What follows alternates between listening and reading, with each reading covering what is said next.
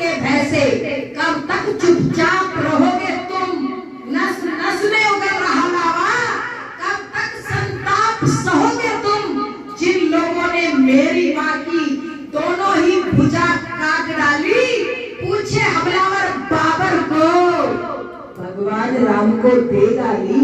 उन मक्कारों के लिए यहाँ तिल भर भी कोई स्थान नहीं। वो छोड़ दे इस भारत को जिनका ये हिंदुस्तान नहीं।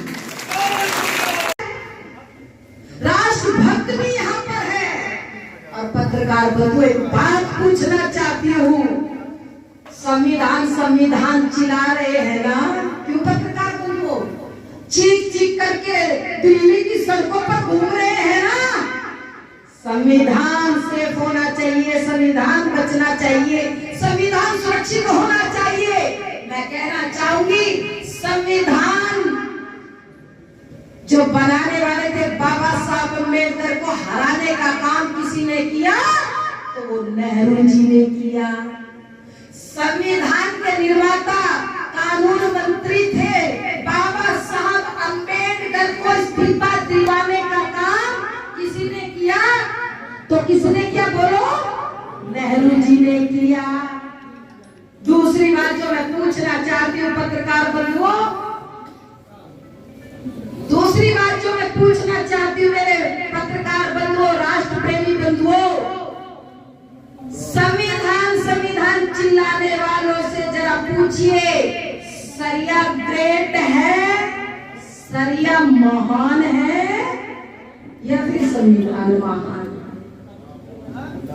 पूछना जरूर पत्रकार बंधु, एक क्वेश्चन छोड़ करके जा रहे हैं। ये सरिया के नाम पर ये लोग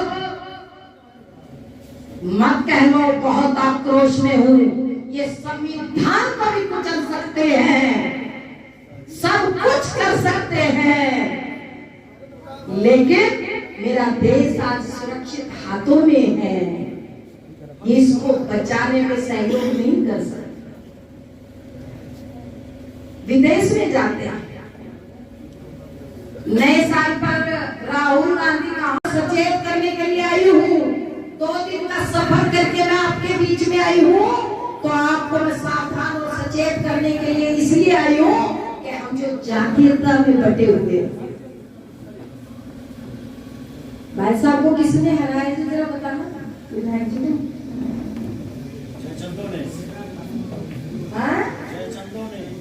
क्या बात है, जोरदार तालियों से स्वागत होना चाहिए।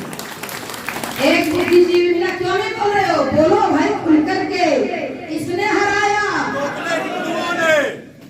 हमने भी कहा पश्चिम ने घोषणा की है, पश्चिम की सीटें नहीं हारती, वहां भी कुछ जयचंद थे, उन्होंने हराया। आप सावधान और सचेत रहना।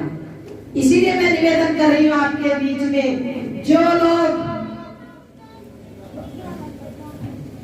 हमें गाली देते हैं, हिंदुओं पर भद्दे कमेंट करते हैं, हिंदुओं को उल्टी सीधी गालियां देते हैं, मैं वो गालियां सुना करके अपनी वाणी को अपवित्र नहीं करूंगा। उनका इलाज इसमें है, अभी कोई चुनाव नहीं है, ध्यान देना, केवल इससे इलाज है। जो बोल नहीं सकता वो इससे इलाज कर सकता है, समझ रहे हो ना?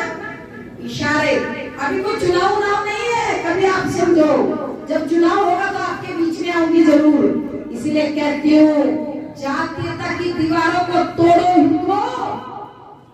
किसी के साथ अत्याचार होता है हिंदू के साथ तो सब एक मुश्त खड़े हो जाओ। ब्राह्मण, क्षत्रिय, वैश्य और चौथा है शूद्र और 5वां है सन्यासी। जब हम पांचों मिलकर के बैठते हैं तो क्या बनता है? मुट्ठी बांधते हैं, भूसा बनता है कि नहीं बनता? तो जब हम भूसा बनाते तो बगल वाले को भी डर लगता है। जब तुम एकत्र करेगा तो तनख्वाह पंडितों की भी बनती है, क्यों भाई? बोलो जोर से, बनती है कि नहीं? जब हिंदू टैक्स भरेगा तो ये गुरुकुल में पढ़ने वाले आचार्य, पढ़ाने वाले जो आचार्य हैं, तनख्वाह इनकी भी होनी चाहिए ना। सरकार से मैं निवेदन करूंगी और मैं जल्दी कोशिश भी करूंगी।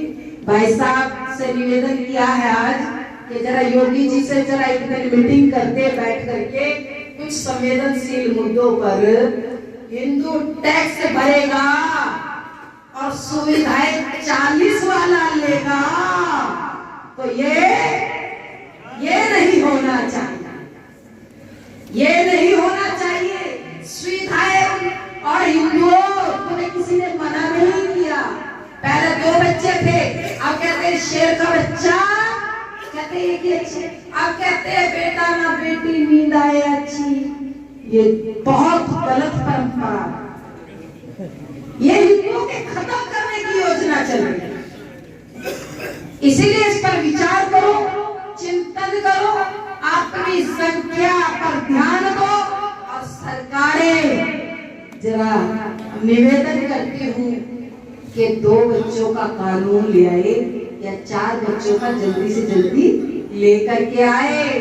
दुविधाएं बढ़ रही है, सुविधाएं देने के लिए सरकारें तैयार खड़ी है, लेकिन हिंदुओं की दुविधाएं ना बढ़े। इसलिए हिंदू हम सब एकत्रित रहे, इकट्ठे रहे, अपने बीच के जयचंदों को पहचाने। हिंदू समाज पर, हिंदू धर्म पर कोई अगर बोले, हमें ध्यान देना। कोई कहे गाल पे थप्पड़ मारे, बोले दूसरा कर दो, नहीं। अगर दूसरे गाल पर भी किसी ने थप्पड़ चढ़ दिया तो मेरे भाई तीसरा गाल कहां से लेके आओगे? इसीलिए जो दो को काटा बोए, ताए बोए तू भाला